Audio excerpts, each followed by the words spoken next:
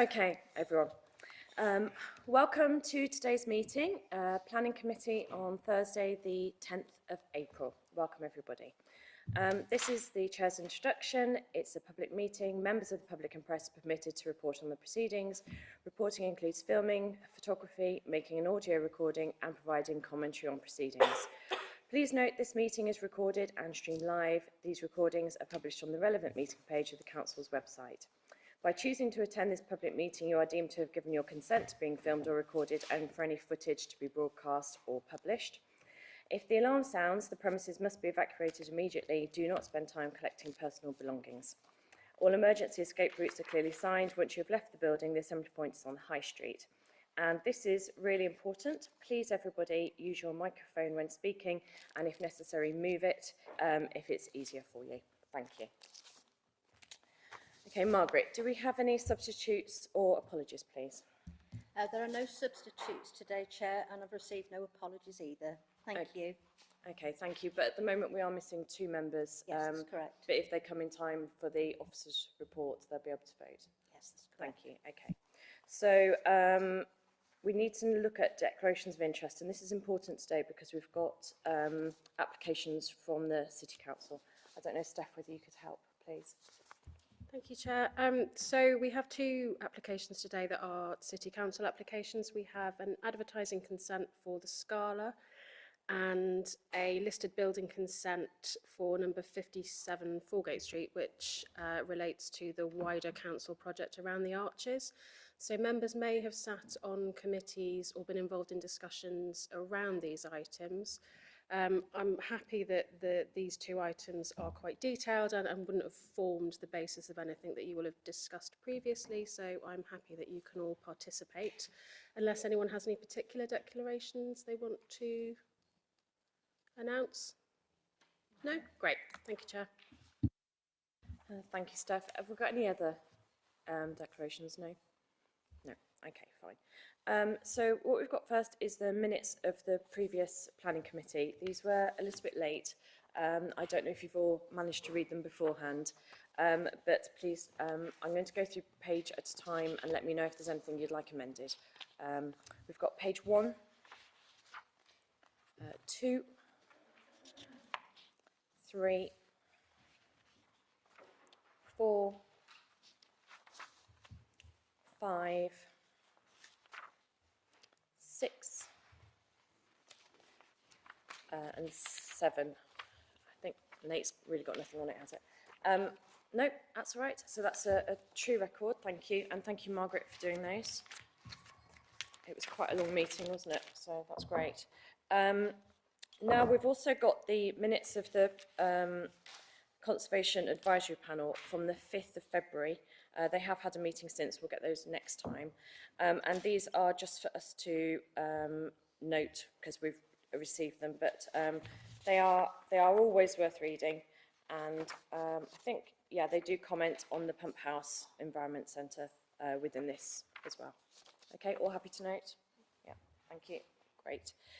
Okay, we haven't had any site visits today. I think these are quite well-known locations for everybody. We've all probably visited them for other reasons. Do we have any public participation or representation, please, Margaret?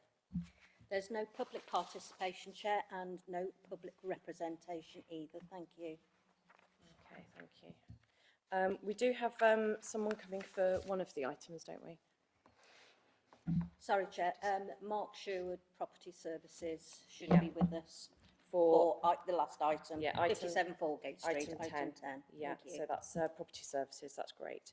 Okay, fab. All right, so we can move to the first item for the officers, and this is going to be Ros, and it's for the pump house. Thank you.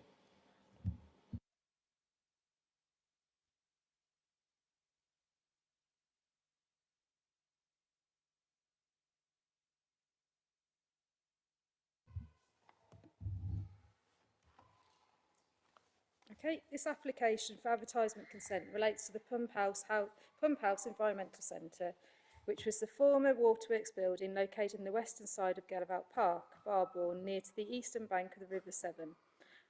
The building is locally listed as locally listed building and lies within the Riverside Conservation Area. Planning permission was sought and approved by Planning Committee decision in February 2025 for a change of use from mixed use to Class E cafe. The site is owned by City Council, which is the reason as to why it's being presented today at Planning Committee for decision. Advertisement consent is sought to allow the display of 5 advertisements attached to the application site. This comprises of 1 facial sign on the front elevation and 4 hanging signs, 2 on the front elevation either side of the entrance and 2 on the rear elevation. The proposed facial signage will be made up of powder-coated off-white steel letters spelling the coffee shop's name, Kind Folk. The length of the sign will be 3,000 millimetres and the height 560 millimetres. The signage will be fitted 750 millimetres above floor level. The 4 proposed hanging signs will be double-sided steel protruding signs measuring 560 millimetres and by 460 millimetres and finished in powder-coated black with logo and lettering. The signs will be fitted 2,600 millimetres above floor level. In terms of assessing the acceptability of the proposed advertising, paragraph 114 of the MPPF and policy SWDP 21 of the local development plan are relevant, which states that consent will be granted for outdoor advertisements provided the display will not adversely affect the amenities of the area or impact on public safety. So regarding the amenity, the proposals are for a total of 5 advertisements to be erected on the front and rear of elevations of the house. The front, north elevation of the house building faces in towards Gallivant Park, and the rear elevation south faces Waterworks Road, which is predominantly a residential area in a setback location. The proposals are for 1 non-illuminated fascia sign on the front and 4 non-illuminated hanging signs, 2 on the front and 2 on the rear. It is considered that both the proposed facial signage and hanging signs are modest in size and of quality design that would contribute to the character of the area and would not have an impact on the amenity of the local neighbouring residential properties. Given that the host building is locally listed and within a conservation area, paragraphs 197 and 199 of the MPPF policy, policy SWP 6 and SWP 24 of the local development plan are relevant, which requires development within conservation areas to preserve or enhance their character. It is considered that the proposed signage reflects the characteristics of the host locally listed building and the conservation area to which it is sited in. The Council's Conservation Office being consulted on the proposals included they have no overall objection to the proposed signage. It is therefore considered that the proposals are in accordance with policy SWDP 21 and paragraph 114 of the MPPF in relation to amenity. Regarding public safety, the application site is located in a public park and adjacent to a highway to the rear. The proposals are for 4 non-illuminated forms of signage to be located on the elevations of the host building.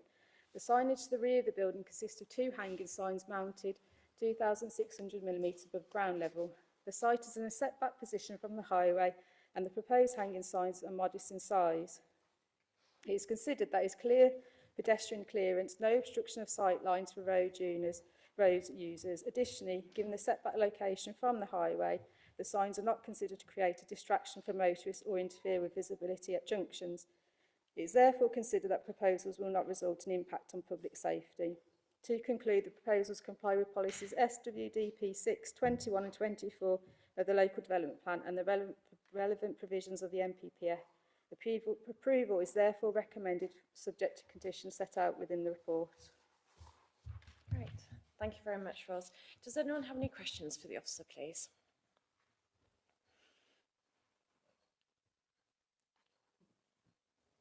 Andrew. Thank you, Chair. Just want to check with the mortar fixings for the signs. So bricks are not, no bricks are intended to be harmed in the manufacturing of this advertising. So it'll be installed in the mortar. What kind of fixing is being used? Is it like a lightning bolt or is it a Fisher fix, or what sort of fixing?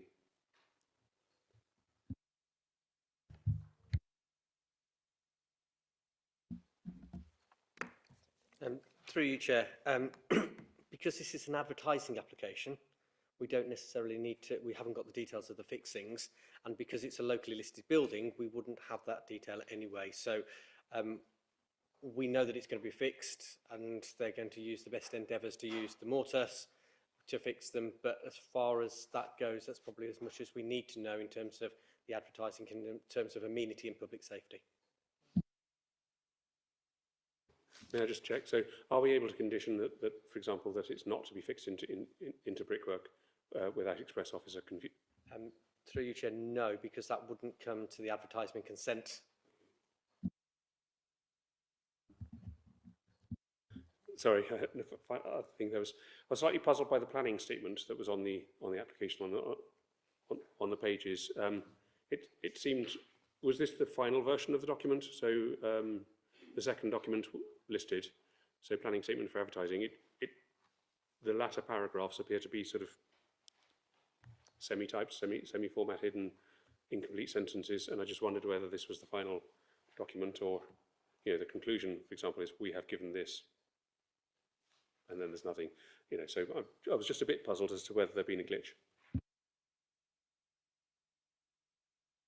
It's not in the officer report, but this is in the documents on the website, so the applicant's documents.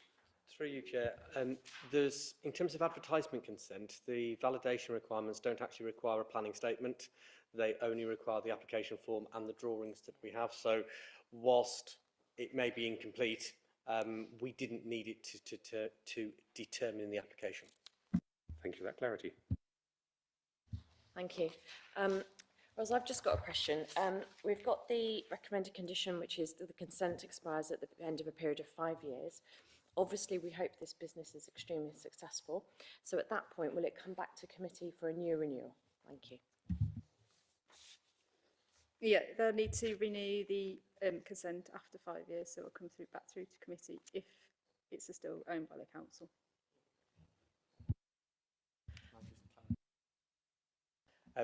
That is correct, that they have the option to come back to with renewal. If they don't come back in for renewal, the advertisement regulations allow for any adverts that are beyond 5 years that haven't got consent to remain indefinitely anyway. But what it does do, it allows the council to provide what's called discontinuance notice if they wish to remove those adverts.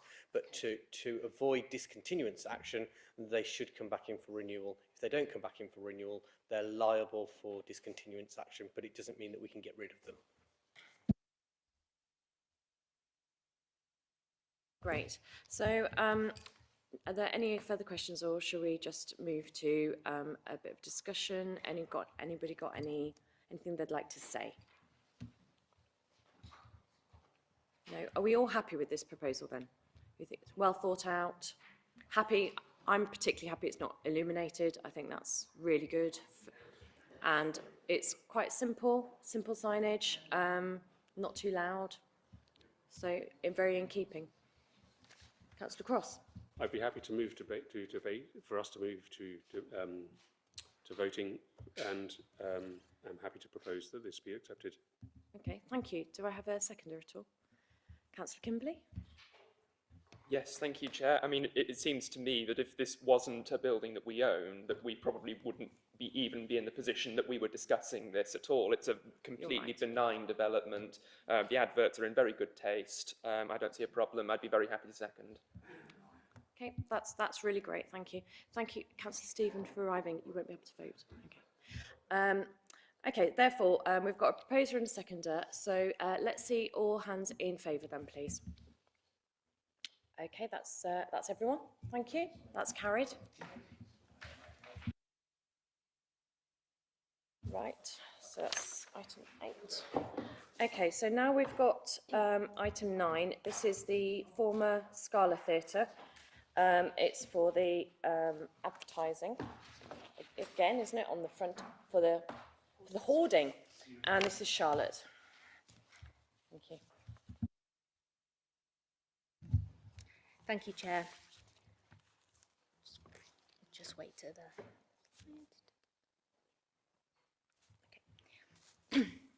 Advertisement consent is sought for advertisements on the existing hoardings out around the Scala Theatre redevelopment site. The City Council is the applicant, and therefore, in accordance with the Constitution, the application is presented to this Planning Committee for determination. The site location plan at the top left of the slide shows the location of both the site, outlined in red, and the existing hoarding, demarked by the blue line, situated around the junction of Angel Street and Angel Place. The plan to the bottom right identifies that the site is is within both the primary and secondary shopping frontages as designated in the South Worcestershire Development Plan. As can be seen from the colour-coded map and the bird's eye view, the site is located in a commercial area of the city centre, which is sensitive in heritage asset terms. It lies within the historic city conservation area, and there are a host of listed buildings, predominantly Grade 2, in the vicinity, and the Scala Theatre itself is locally listed along with the adjoining public toilets.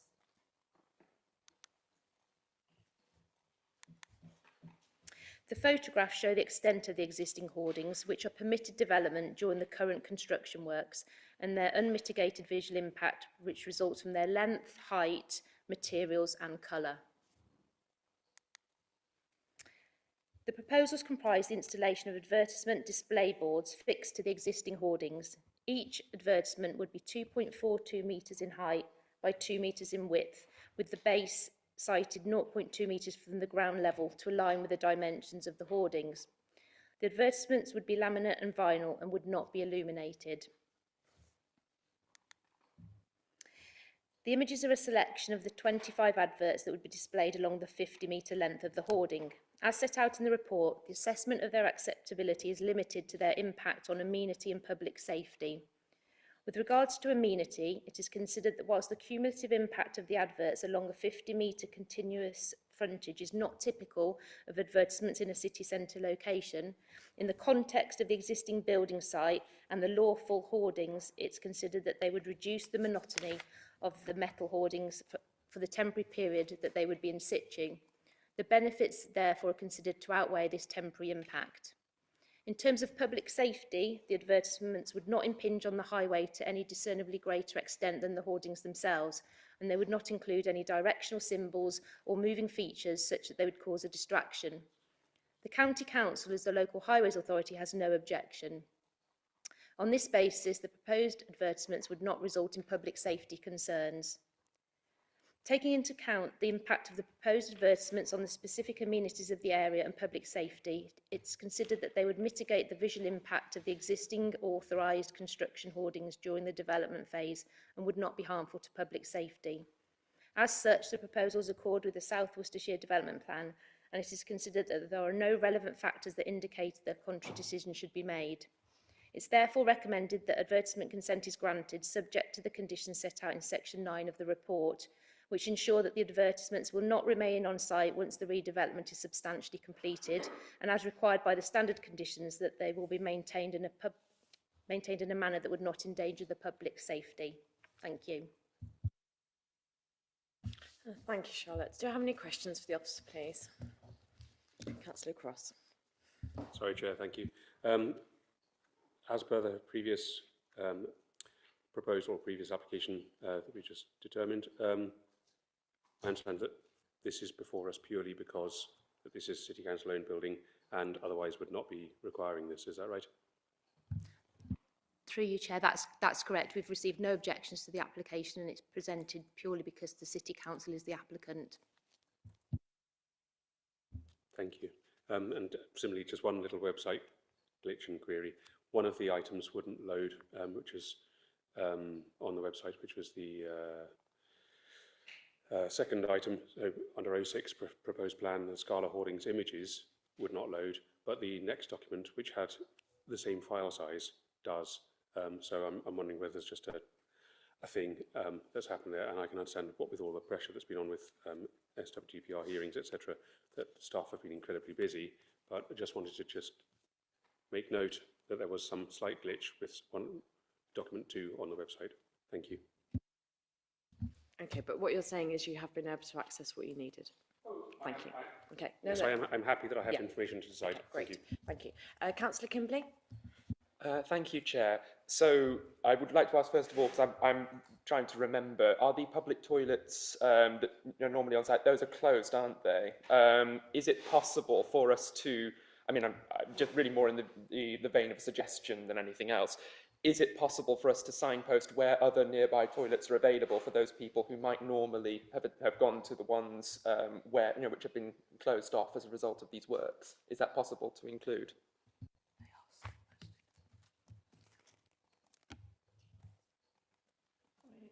If I could, Chair, may I can help there.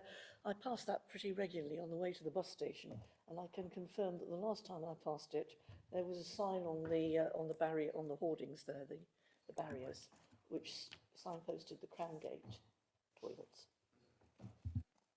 Okay, so if that's maintained or put on the new, over the new adverts, it's absolutely fine, then, isn't it? Yeah.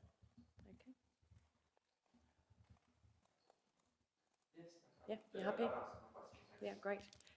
Councillor Reg? Thank you, Chair. Forgive me if this is not a planning question, but presumably consent has been given by all the people in the adverts to have their faces plastered on the... Through you, Chair, Councillor Rudge, that isn't a question for us as planning officers, that would be for the applicant. Right. We're here just to assess the proposals in terms of amenity and public safety, so that would be really a question for the council as applicant rather than planning authority. However, I would give my consent to my image being Yeah, you can use my picture as well if you want. Yeah, I think we'd all be happy, wouldn't we? I think we can accept that the council will do due diligence for those kinds of things. It's worth checking, of course, but I'm sure they are already. But you know, I think the artwork looks good, doesn't it? You know, it's quite a positive thing, I think, rather than those you know, boring hoardings at the moment. Councillor Kinsley. Yeah, thank you. Just as a general point, just to welcome this sort of thing. I think it's fantastic to break up what would otherwise be quite a monotonous feature, and particularly welcome the sort of photograph there of the original building, inviting people to share their memories of the building. I think that's a great thing to include with this hoarding. So yeah, support this application. Yeah, I agree. I think that's really positive actually for the future use of the building and remembering the past. Councillor Agar. Thank you. Thank you, Chair. It's just a comment more than anything else. I mean, this is a very utilitarian barrier, is it necessarily? And it's quite nice to think it's going to be cheered up for a bit, because it really is unpleasant passing it. And it does help to have something visually interesting on the outside of it, and that will, you know, hopefully excite people about what's happening. I agree. Councillor Cross? Thank you, Chair. Yes, I note and echo the comments from the Conservation Officer about this being a mitigation of visual impact of the corrugated steel panels and informs passers-by of what the works are aimed at delivering. So I'm very happy to suggest, I mean, are we in the debate stage? Well, are there any other comments from anybody or any new issues they'd like to raise? No, I think no. So if we are in the debate stage, then I'd be happy to say that I'm happy to support this and would be happy to propose it as well. Great. Councillor Udall. Just want to say seconded because I agree with everything which you said. Wonderful. So we've got a proposer and a seconder. Therefore, we can move to a vote if everyone's happy to. Yeah, I'm seeing nods. Great. All hands in favour, please. Okay, that's unanimous. Thank you. Great.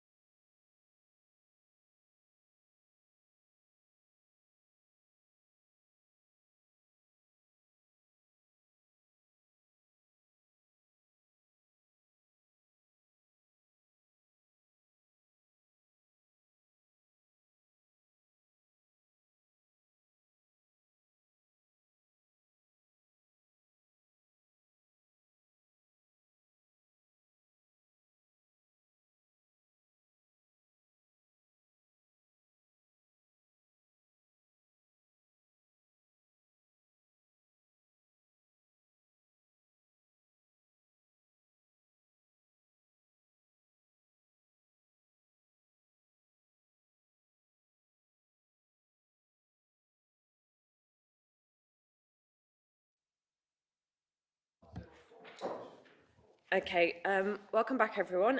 We've now got agenda item 10. This is 57 Foregate Street, and we've got the officer presentation from Ros. Thank you.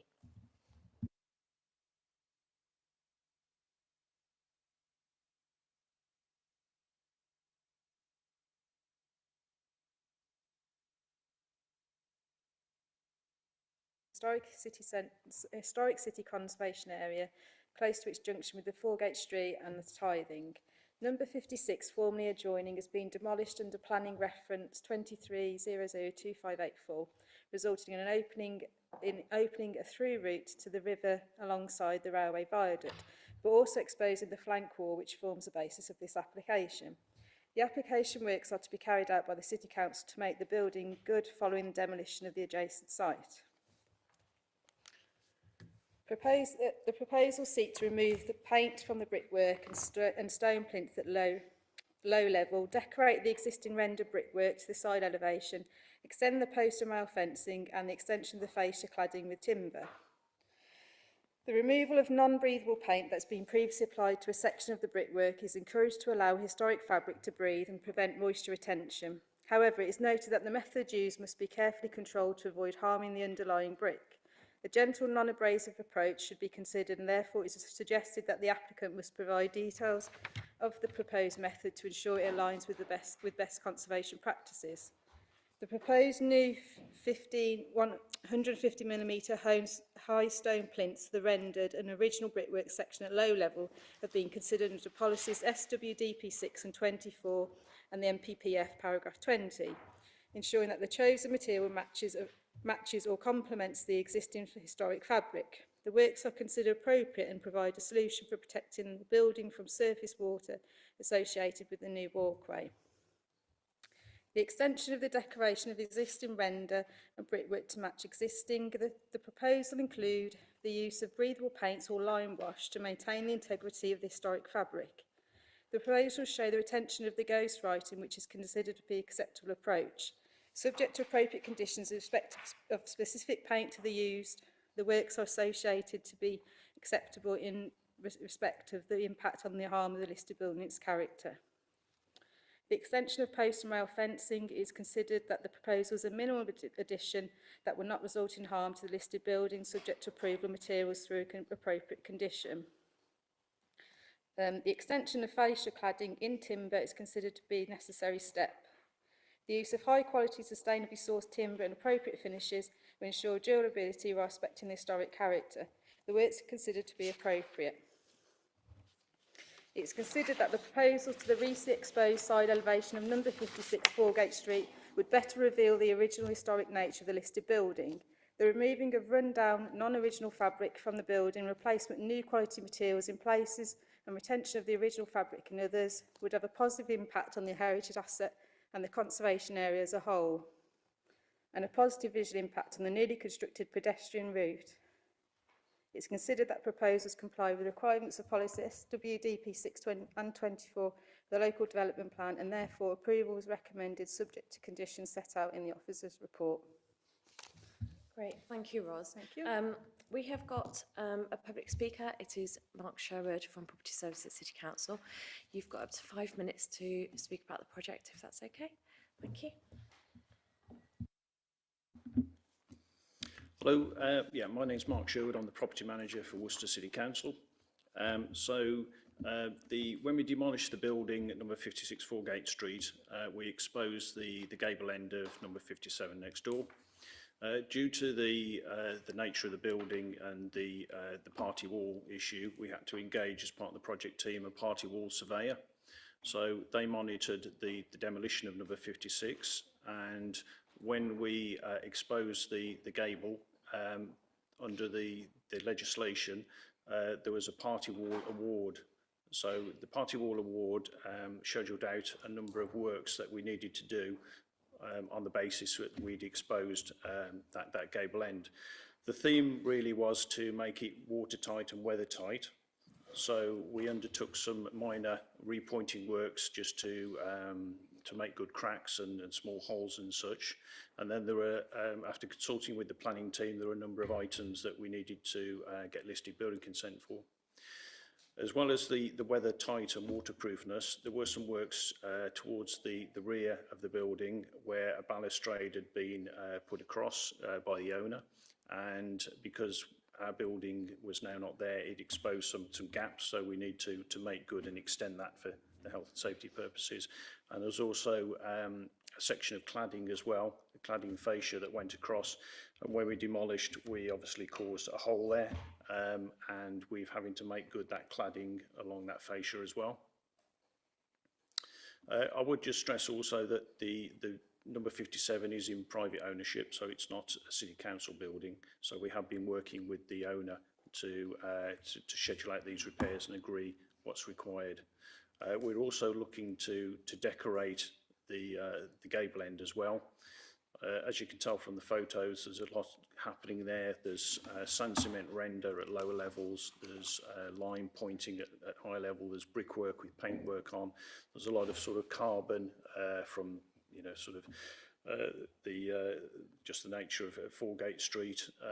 That building, number 56, didn't used to be there at one time, so it is an infill building, so it wasn't actually attached to number 57. There's a 2-inch gap between them. So it's really sort of trying to tidy the gable end up. Great, thank you very much. That's really helpful. Does anyone have any questions, please? Councillor Amos? Yeah, thank you, Chair. Mr. Sherwood, I'm really pleased to see this work going ahead. I'm really looking forward to seeing the outcome as well.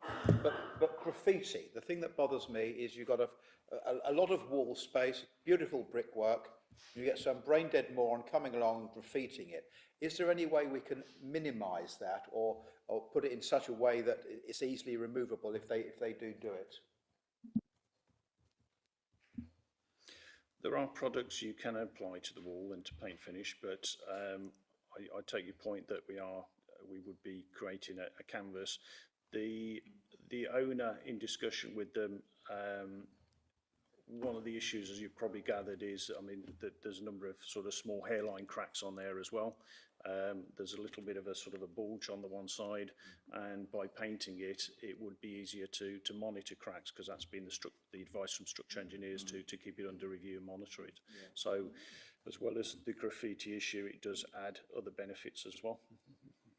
Thank you. Thank you, Chair. So, like all old buildings, there's sand cement, as those modern materials have been used, you know, within the last 80 years, let's say. So you're saying about sand cement render at low level. The main wall construction would be old and fairly soft bricks compared to modern, and a lime mortar pointing, with lime mortar construction. Is that right?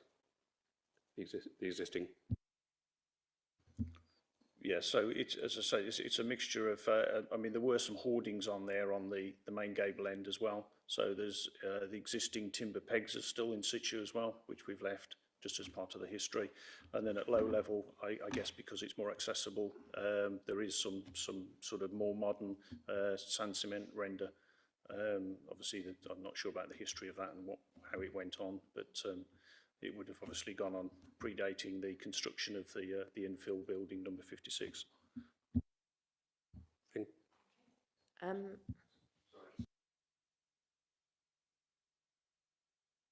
So the reason for us deliberating this is that, and the onus upon City Council is because we've exposed this wall, is to ensure there isn't detriment. So under sort of party wall, etc., there's not detriment to the next door privately owned building. Is that right?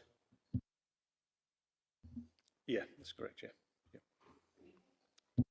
I've got Councillor Udall. Thank you, Chair. I understand ownership is an issue here. We don't, as a council, own the building, and what I'm about to say may not necessarily be a planning issue, but I do consider this to be a bit of a wasted opportunity, because I accept what's being said, but I do wonder whether we could have commissioned some artwork to go on the side of this building, which would be much more attractive to naked brick, and we could have commissioned some sort of competition to actually enable that to happen. Is there any reason why we haven't gone down that route, and is there still an opportunity for us to actually look at it and examine our possibilities there? Because I think that would be more attractive visually and would be more welcoming to people who are entering the city by train at Foregate Street. So during initial discussions with the owner of the building, we did sort of float that idea, but the owner wasn't keen on any sort of artwork going on it. Obviously, it's a maintenance from perspective from the owner's point of view, so he wasn't very keen on that sort of avenue. Councillor Kinsley? Thank you, Chair. I've got a couple of things I wanted to ask about, if that's okay. Firstly, I wondered whether you could tell us anything more about the ghostwriting. It just sounds quite interesting as to whether you know what that is and what the plan is for that.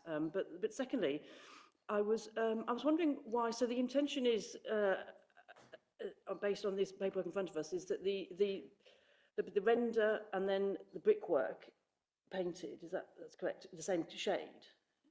That's correct? So I'm just wondering why we taking the black. Why do we have to take the black paint off first, just to sort of paint over it? Why do we not just say let's reveal the brickwork and leave it as well restored brickwork as a contrast to the render next door? Thank you.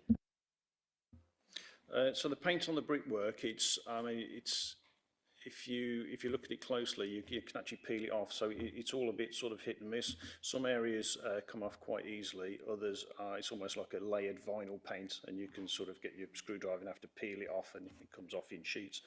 So we would need to get literally a blank canvas, get the brickwork back to a good state to actually apply paintwork. Otherwise, over the time, it would just start to deteriorate and such. So that's why we're looking to really get a uniform blank canvas first, paint the render, paint the brickwork, and paint it all a uniform colour. And sorry, just if that's okay, just to follow up. And did you sort of think about leaving the brickwork is that something that has been considered? Is there a reason to paint the brickwork other than to make it look, all of a piece? I think the brickwork also is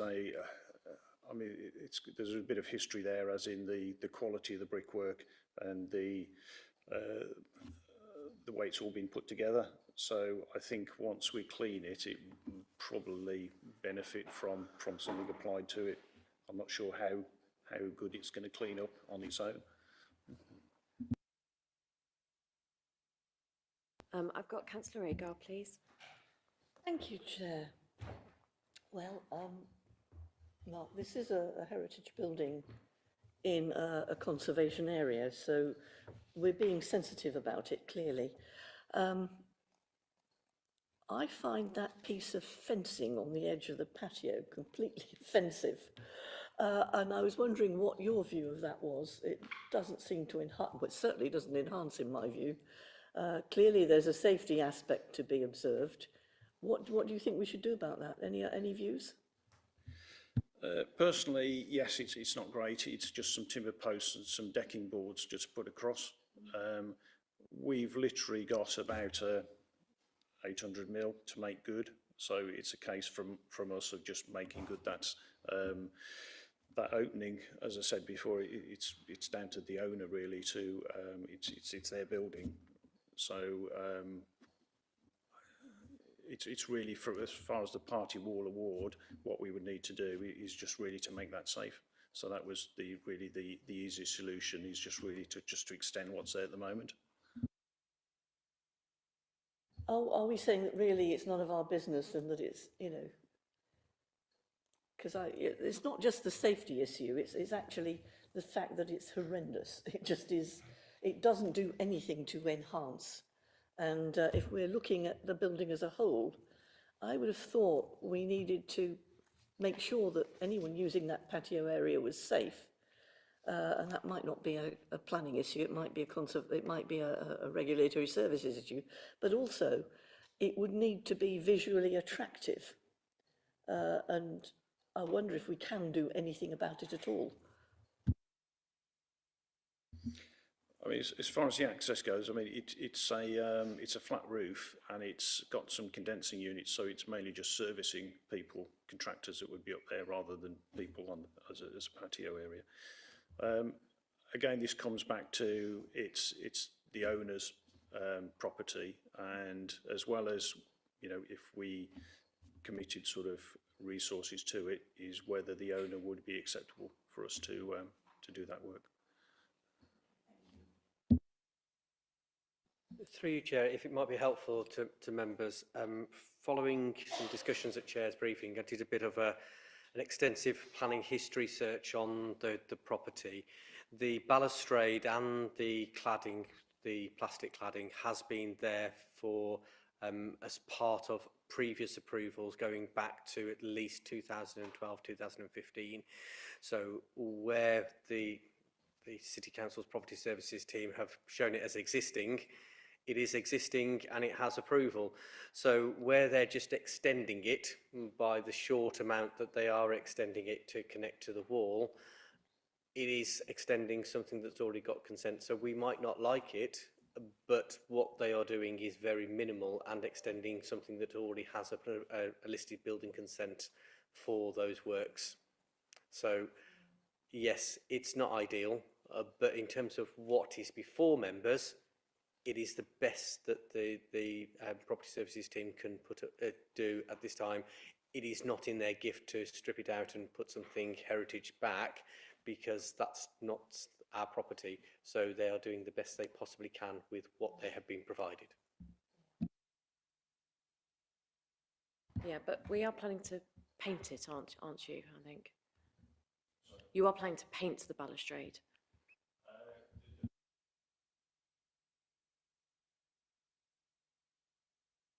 Councillor Stephen, please.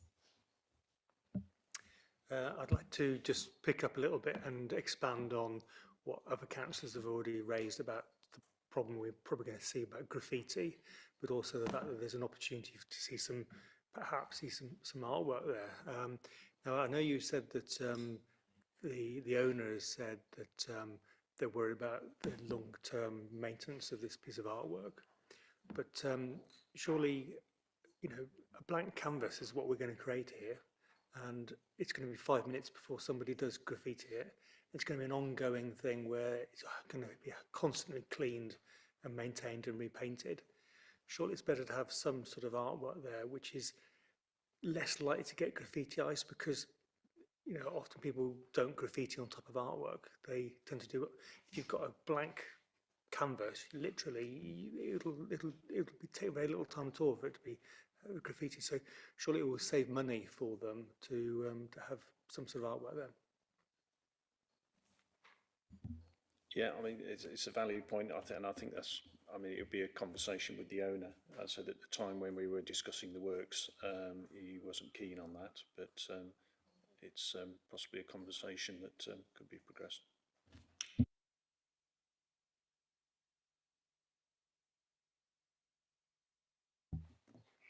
Through you, Chair, concerns about the opportunity that this might create for graffiti are well-founded and an important thing to bear in mind.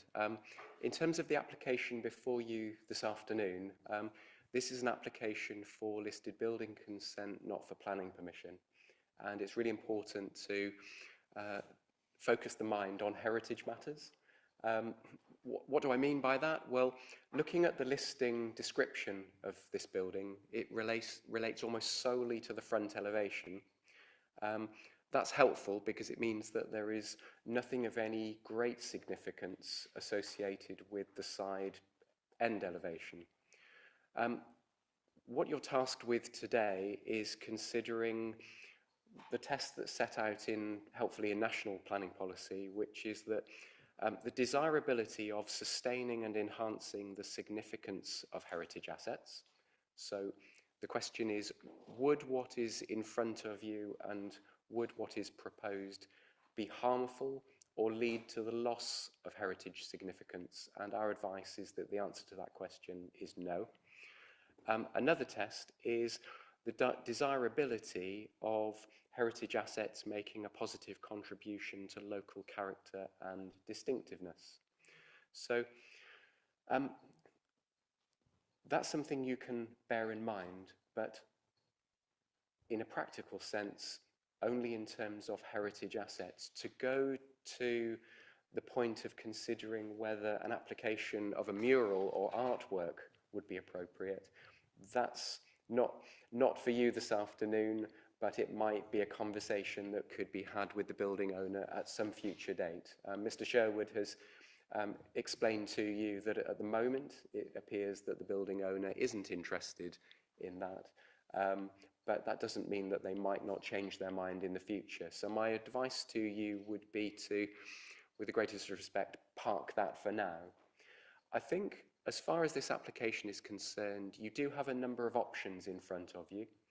You could approve the application and grant listed builder consent as recommended, or if you felt that applying a uniform colour to that end elevation is problematic and you are concerned, thinking about that point about the contribution to local character and distinctiveness, if you came to the view that actually the patchwork of materials that you see at the moment isn't a significantly unattractive feature, it might not be a thing of beauty, but is it so harmful that it needs a solution which involves applying a coat of masonry paint?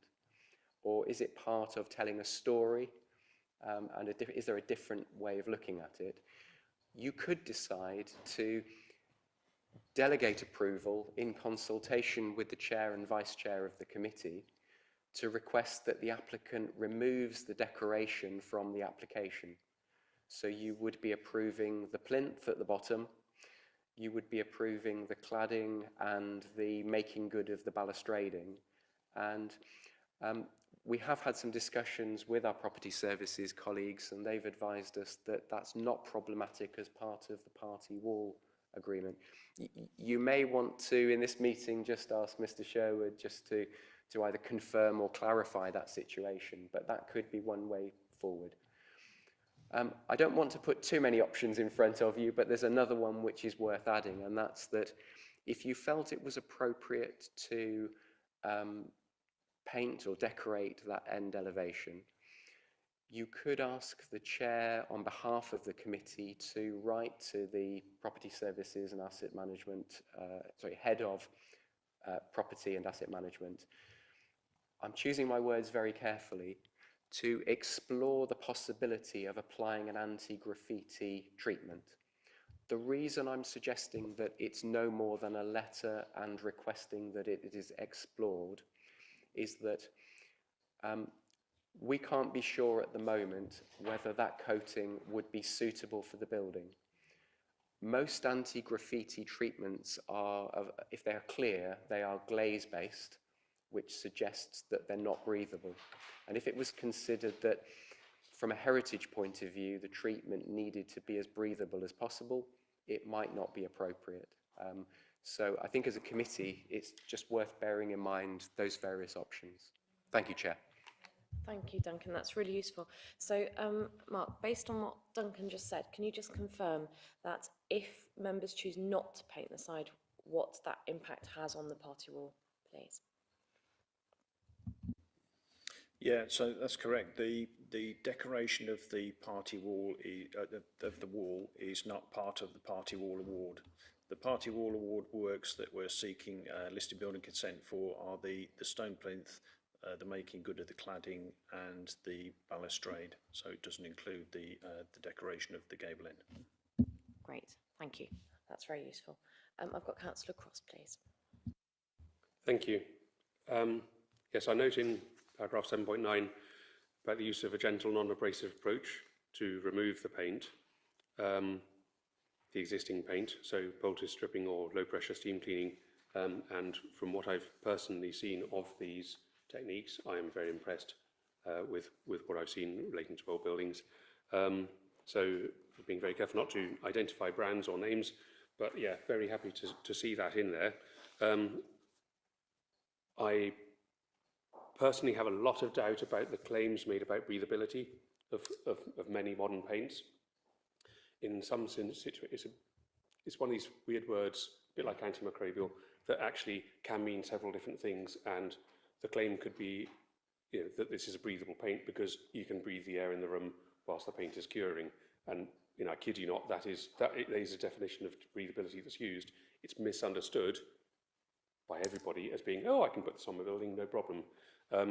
So I'm much happier seeing things like lime wash, which are akin materials to what was originally on, that could sit on top of either a sand cement render and or old brickwork, and it's non-destructive ultimately in time. It does need reapplying from time to time, but when put on properly, it does last a good time from personal experience, and it's low cost in terms of material. Sure, several coats, but there is the advantage there that if there was to be a graffiti attack, then the lime wash can be removed without destroying the fabric underneath, and you know, so the effects of graffiti could be mitigated. In a previous life where I was involved with putting materials on buildings, metals on buildings, and anti-graffiti was very much part of the issues and concerns raised. These being materials that coloured naturally over time, so any aggressive cleaning would be a problem. There were anti-graffiti treatments available which were it basically divides into the permanent anti-graffiti, which basically just provides a surface against which one can jet wash, or there's actually the other type, which is a sacrificial layer, a sort of a polysaccharide starch type thing, again without mentioning names, but that is quite impressive at how on sensitive materials that actually means that yes, the graffiti gets removed, yes, the sacrificial coating gets removed at the same time. So, but I'm very happy to separate these two topics. One is about cleaning up and clearing up, and the other is about the decoration. And I think that's probably a matter that I'm happy to delegate as long as there's good input and info in there. So yeah, thank you for the sensitive approach outlined within this, and I suppose it's more of a comment and a recommendation, please. Thank you. Yeah, definitely sounds like a comment. Thank you, Councillor Cross. Councillor Udall? Thank you. I think Mr Rudge's intervention was very useful and very helpful. I just want to know if there's potentially another option, which would be for members to actually either defer this item to the next meeting to enable consultation to take place with the property owner to see if any consideration could be given to enable a better decoration to take place. I'm minded to say yes, we go ahead with this as applied, simply because we can only determine what's before us. I accept that, but I think it's been quite. The view around the table is that it's a bit dull. It's not exactly what we wanted, and we'd like to see a bit of artwork to cheer us up and make a bit of colourfulness on this site. If we can get that by deferring for no more than 1 month, I would be happy to take that opportunity. If not, this is the application which will have to gain approval.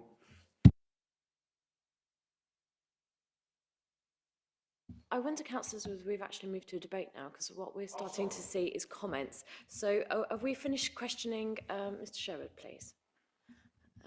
Councillor Rudge. Thank you, Chair. Very simple question. Could you just explain the stone plinth bit to me, the reason for that? Yep. So at the moment, the render detail goes down right to the paving level, which traditionally you would have some brickwork and then you'd have sort of a bell cast bead and the render would come down. So at the moment, the render is sort of not actually like a sponge, but it will soak up and it will start to sort of elevate. So it's there as a line of defence, really, and it's quite a common detail when you actually look down around the area on sort of shops and such, and you actually see sort of slate skirtings protecting the bottom. But like a skirting board. Yeah.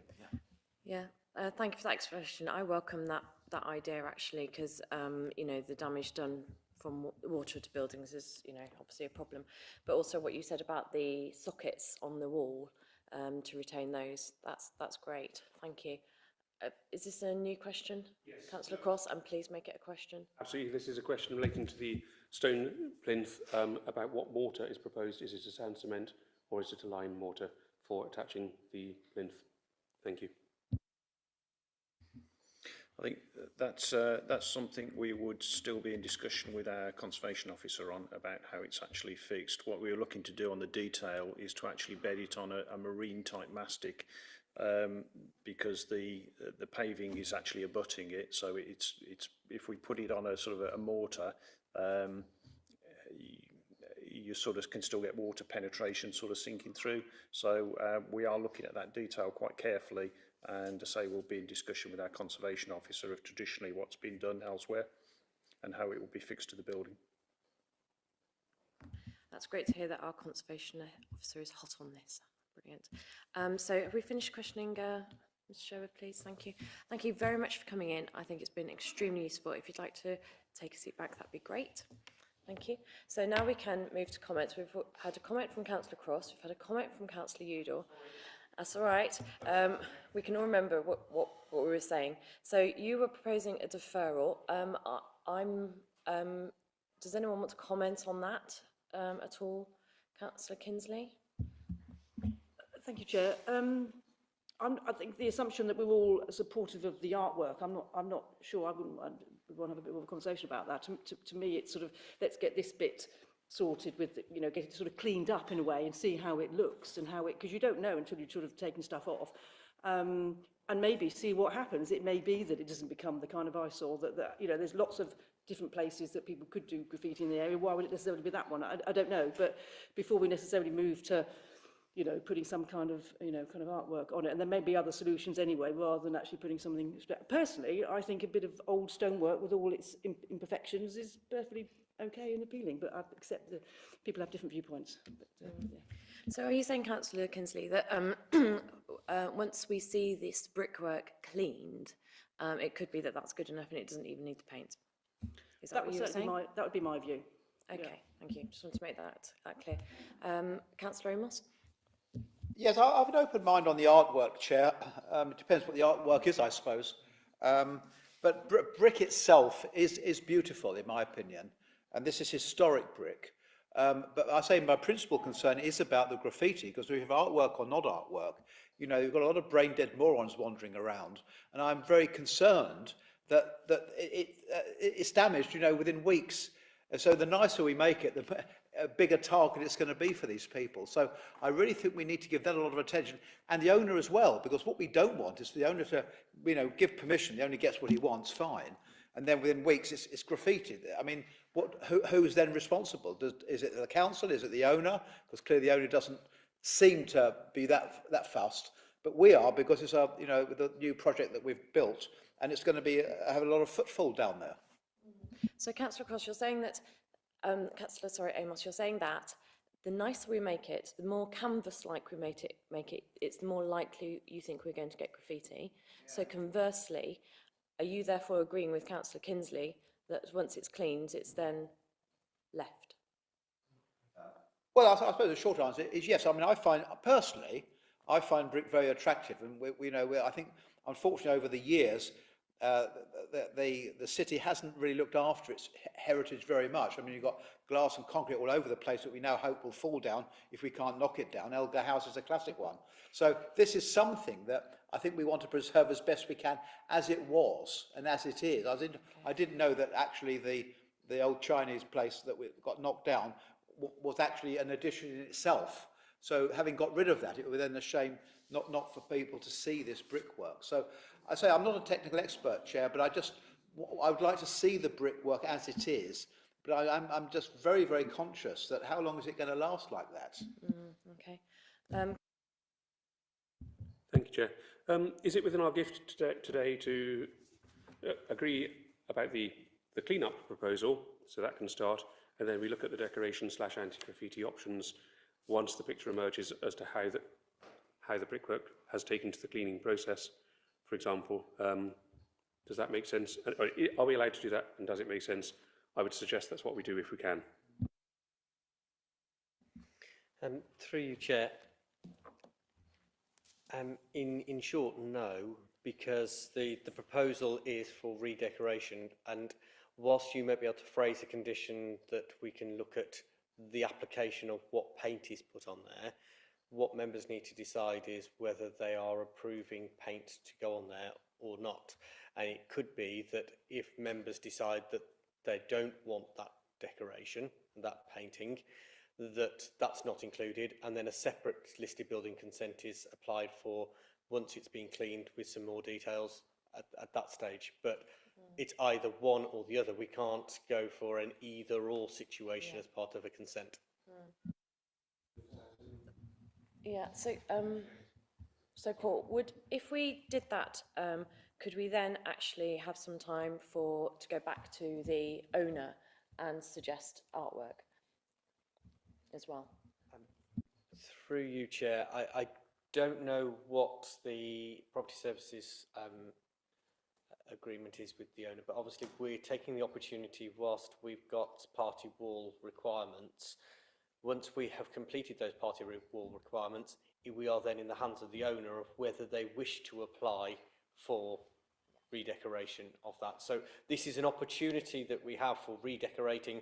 If it's members need to decide in terms of the listed building consent, is it harmful to the listed building? That's where we're at. We're not looking at what we'd like to see in terms of a betterment or improvement. What we're considering is it harmful to the listed building or not?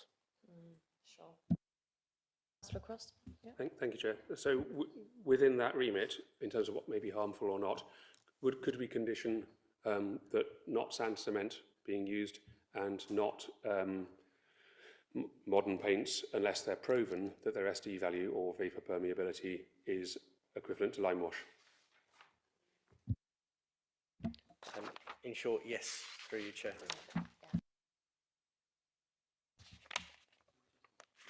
But, yeah, would this be, sorry, I was just going to say that. So we can't specify exactly, but we could say that we want to see a specification, or see that a conservation officer is happy with the specification.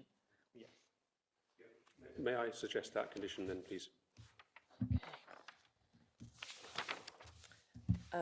Through you, Chair, I would suggest we have the details for a method statement in terms of the removal of painting to condition 3.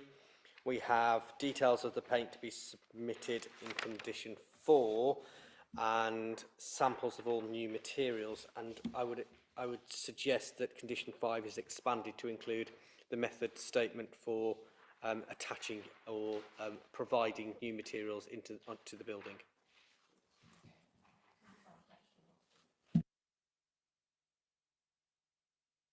A method statement for attaching the new materials. Okay. Sorry, Chair, may I urge that in terms of our language that we be careful to avoid the use paint, but talk about material, finishes, because paint is a subset of finish and is an exclusion of lime wash. Thank you. Okay. Yeah, that's fair. Councillor Agard, did you want to say something? Thank you. What I was going to say before those comments was really, we seem to be agreed on the need for a clean-up. I mean, everybody seems to agree on that. What we seem not to agree on necessarily is what treatments happen after that.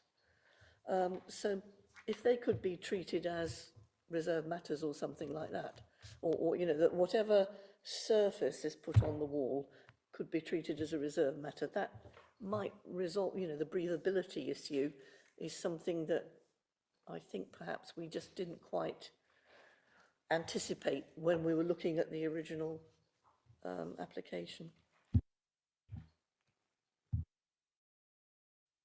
Councillor Udall? Yeah, thank you, Chair. I didn't think I was going to speak on this item at all before I came here today. But more I hear about it and more the comments which I'm hearing from members, it's clear, as Councillor Agar has said, that we're all agreed that this needs to be improved. But what we are not agreeing about is how it will be improved and what materials to be used and what it's going to look like afterwards. I am coming more and more strongly to the view, and I will propose it, that there is a deferment to enable our officers to talk to the applicant and to the owner of the building, so we can have further negotiation to discuss what our concerns are, and see the best materials and paint or artwork which we can gain from this. If we can't gain anything, I'm more than happy to support what we've got in front of us. But I think this is an opportunity for improvement, which we should try and grasp. And by postponing the decision for 1 month, we're enabling us to do that. And I think that's something, to rush it through now, could be a mistake, which we will be a long time regretting. Helps Chair, I'll move deferment to enable negotiation to take place.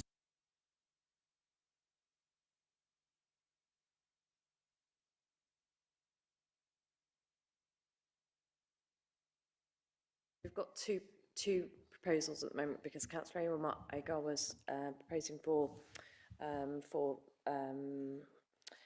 with Chair and Vice Chair deferred stuff, and you're proposing a deferment. So we've got two ideas here going on. I don't know if you can help at all. Through you, Chair, it's really a matter for members to decide whether they have sufficient information to be able to make a decision on the impact on the listed building. If members are saying that they would like to have more details on the exact nature of the paint, the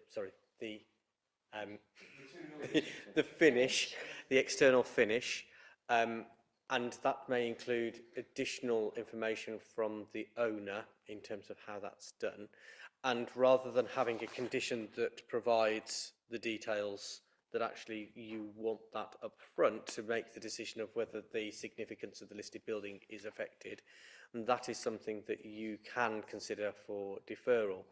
If members are satisfied that it can be conditioned and that they don't need to see that detail before making that decision, the conditions are set before you, and it could be something that's delegated to Chair and Vice Chair. Those are the options you have. It's for members to satisfy in their own minds of what is the level of information they need to be able to determine the items in terms of listed building consent that Mr. Rudge outlined earlier from the MPPF and the PPG.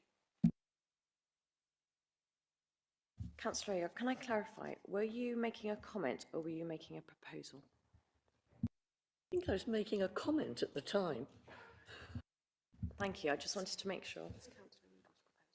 Councillor Udall, did you make a comment or were you making a proposal? You made a proposal. So therefore, Councillor Rush, do you have a new comment?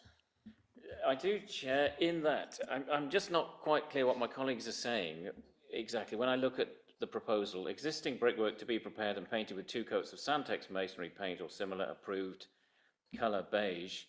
Are we saying we don't like Santex? Are we saying we don't like beige? I'm not quite sure what it is we want clarification on with regard to what's proposed at the moment. Yeah, I think there are two things going on here, aren't there? We have the concern over creating a canvas for graffiti, which is why we're looking at perhaps not doing the paint at all. And we have a concern over, if we use the paint, what qualities it would have so that it is in keeping with the building, which go away if you don't use it. I think, have I clarified that correctly from what everyone's thinking? Chair, I would just urge the use of the word finish rather than paint. Yeah. Thanks very much, Andrew. Are you saying, Chair, within that, the options or whatever, how they emerge, one of them would be to leave it as brick? Yeah. Right, okay. I'm happy with that then. Okay. So we've currently got a proposal from Councillor Udall to defer. Would anybody like to second that, or shall we move to what Councillor Amos was just talking about? Yeah, in the spirit of political unity, I'll second.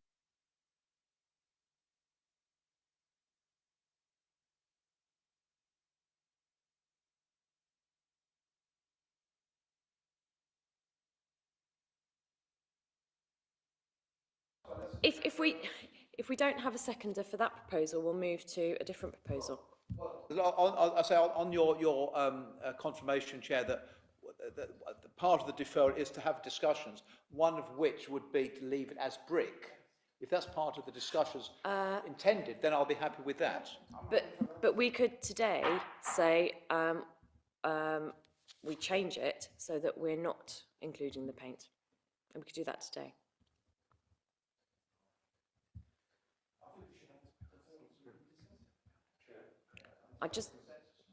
Councillor Cross. Sorry. Chair, if we were to separate the proposal and our decision today to exclude the material finishes applied later, would that incur for the applicant a second listed building application and costs thereof relating to the finishes to be applied? Is an alternative within our gift that one asks for a sample area to be cleaned up, and on that basis we can then see how the brick finish condition is, how it looks, and then a delegated deferral decision, including also the conservation officer, so chair, vice chair, and officers, about what best option forward, so that we're not causing harm, which I think is the primary thing.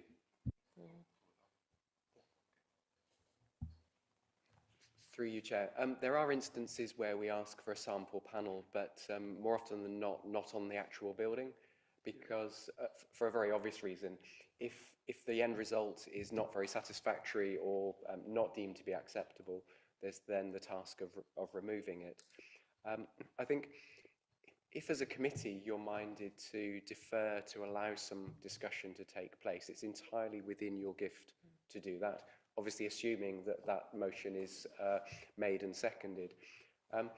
We've advised you that that question has already been asked of the building owner, and they've indicated quite clearly that they are not minded to pursue artwork of some description. But as I said earlier, it doesn't mean that that conversation couldn't take place at some point in the future. But my point earlier also about focusing on the heritage aspects of this, it is simply whether what is proposed is acceptable in heritage terms or not, as the case might be. We should be able to picture, using the photo in the agenda report, what that building elevation would look like if it was lightly and softly cleaned and then left as a patchwork of materials, or if a uniform colour finish is applied and it then has a more unified appearance. But sorry, I know this is a statement of the obvious. If you apply a finish, it will have a slightly different appearance depending on whether it's been applied to brickwork with a texture to it, or the render, which is a flatter finish. So you will still have a patchwork mottle of some description. So just to emphasise, deferral entirely within your gift today. We think we know what the building owner is likely to say, but we can't be absolutely sure, and they may change their mind. But in terms of your consideration of this, not a planning application, but an application for listed building consent, it's still a case of deciding what is appropriate for this building in this location. Clean it, but leave it as it is, or apply a finish. So the question is almost to apply a finish or not to apply a finish. Thank you, Chair. Yeah, thank you. And I suppose it's really important that we look at this, proposed drawing here, which also shows that you've got a line where you're not going to do anything above it for the paint. So, and we've got this ghost writing, which is really important actually, because that's a lovely bit of heritage that we've got. I'm wondering whether we can do anything with Sheena Payne-Learn and that team, the Know Your Place, about finding out a bit more about this, or it being recorded somehow. Chair, we would be able to do a discrete piece of work to make sure that something appropriate is added to the historic environment record and Know Your Place Worcester. Thank you. I think that's probably, you know, the most important thing. I do think what you were saying about the texture of the render and the brickwork being different when you've got paint on it, it will not look the same. And because you're not doing above that line, you're almost creating another patchwork, really. And who's to say whether what you're painting is better than what was there before, but the disadvantage could be the graffiti. That's what my mind is thinking. I don't know if anyone else is thinking that. Councillor Agar? Thank you. Well, clearly we need to clean this building. The second thing is, would a render conserve the fabric in a way that we think is appropriate or not? And I don't think we can come to a conclusion at the moment. It seems that we're pretty much at sea with that. I think we need to know a bit more about the finish. So it may be that we need to defer to learn more about the finish. So we have got a proposer and a seconder to defer for the finish. Councillor Amos? Chair, can I just confirm, I mean, if the committee decides to defer, presumably if those negotiations don't go anywhere, then we would come back and this would remain an option, or the proposal, if those discussions don't go anywhere. Okay, thank you. Yeah. Is it something new, Councillor Krebs? Yeah. Chair, are we able to agree the sensitive cleaning proposal and to defer the finish, or the applied finish, or even to allow a sample area to be cleaned and prepped, and then that enables a site visit so we can see what the thing is. So a sample area or a test area of the cleaning process, not of any applied finish. Through you, Chair, if committee decide to defer the application, we would be very, very likely to suggest a site visit anyway, because the last thing that we or anybody else would want would be to come back to a future committee meeting and then for a site visit to be suggested. We want to make progress with this application like we would any other application. Thank you. Councillor Kinsley? I was just going to say, in terms of the site visit and the sample cleaning, there's no doubt we're going to clean it, because you're saying earlier on about having sample boards and what if you don't use it. But in this case, it's definitely going to be cleaned. I don't think anyone has any discussion about that. So that's, you know, if we then go, but having it deferred and seeing as a visit, we get a chance to sort of see what that looks like, and then we can understand what's a better solution in terms of protecting the brickwork. Is that okay? Through you, Chair, the practical issue that we need to consider when it comes to the matter of cleaning is that are we going to request a small area of the render to be cleaned? There are various different types of brick. It's not one uniform type of brick. So are we going to have 4 or 5 little test patches of cleaned area? With the greatest of respect, I think if the application is deferred this afternoon, by organising a site visit, we can make sure that this is as understood as it possibly needs to be in order for committee to make a final decision on every aspect of the proposal. Thank you. Okay, great. So based on that, I think we need to probably move to a vote on the deferral, if that's okay. Can I just ask, can we be very clear about what the purpose of the deferral is before we vote on it, please? Okay, so I need to just be very clear. We have a proposer, Councillor Udall, and a seconder with Councillor Amos. Yeah. Do we need to just clarify exactly what we're voting on, please? As I understand it,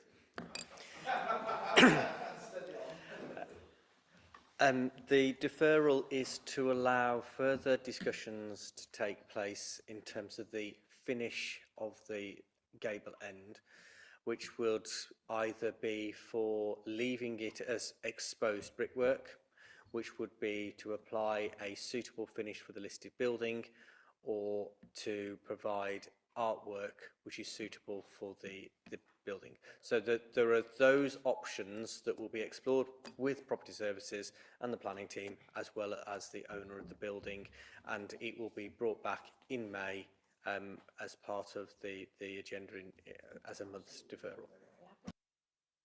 Just to add to that, Chair, it's very important. I still think it's very important. And in those discussions, to see if they can come up with something that is going to be as graffiti-proof as possible. Because whatever decide we come up with, if it's ruined within a few weeks, then the discussions are pointless anyway. So that must be an important element. I don't get this sense there's any urgency about this, but if not, it doesn't matter what we do, it's going to be ruined. And through you, Chair, I agree, Councillor Amos, and I apologise for not covering that off in terms of that summary. There is some guidance that Historic England have in terms of application of wax coatings upon listed buildings. So we can investigate that further with property services, and we can look at that. So that there is urgency there from officers, and we'll make sure that the committee's wishes are observed.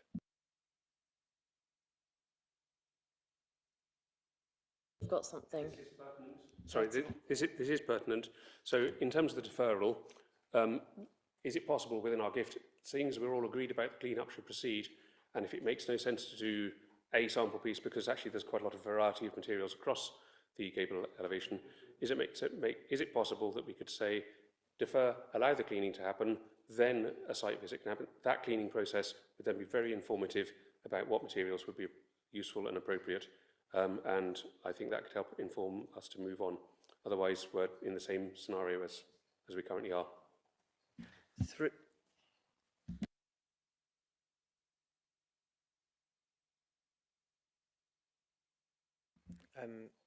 Through you, Chair, there's two things in terms of the timings, in terms of being able to organise those works.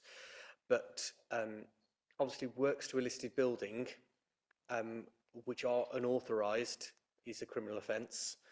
And without granting listed building consent, it would not be authorising those works. So whilst a small element could be cleaned, and we will investigate with property services whether that can be done within the deferral cycle, anything extensive would require listed building consent, and it wouldn't be right for this committee to sanction unauthorised works while the consideration was taking place. So we will investigate as much as we can to be able to allow works that don't require listed building consent within the deferral time. Yeah, I know. I just need to get this straight in my head. Are we able to authorise the cleaning process today? It's cleaning a very small area. Okay, so even though we're all agreed that cleaning should proceed, we're not able to agree that today.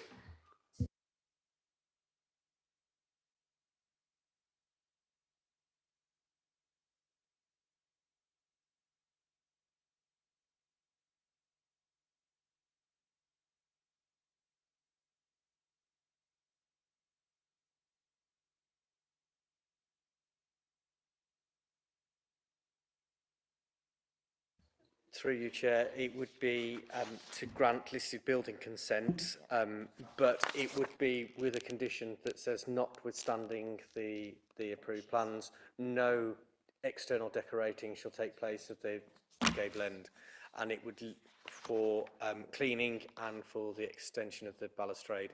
But obviously that's not, as I understood it from the discussion, the direction of the committee, because they are looking at options in terms of the finish and how that would be done. That would then conclude this application. We wouldn't be able to get it back. It would have to be the wish of the applicant, the owner of the site, to come back for a redecoration option.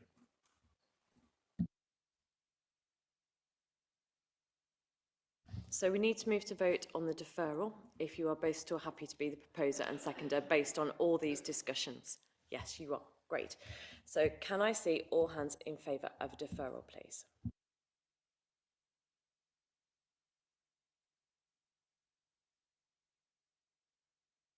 Against? And does that add up? Is that everyone? Or do we have an abstention? Councillor Smith, did you vote in favour? You're an abstention. There we go. Fair enough. Fair enough. So therefore, that has now been deferred. The deferral has gone through, and we will have a site visit in May, therefore. So please put it in your calendars.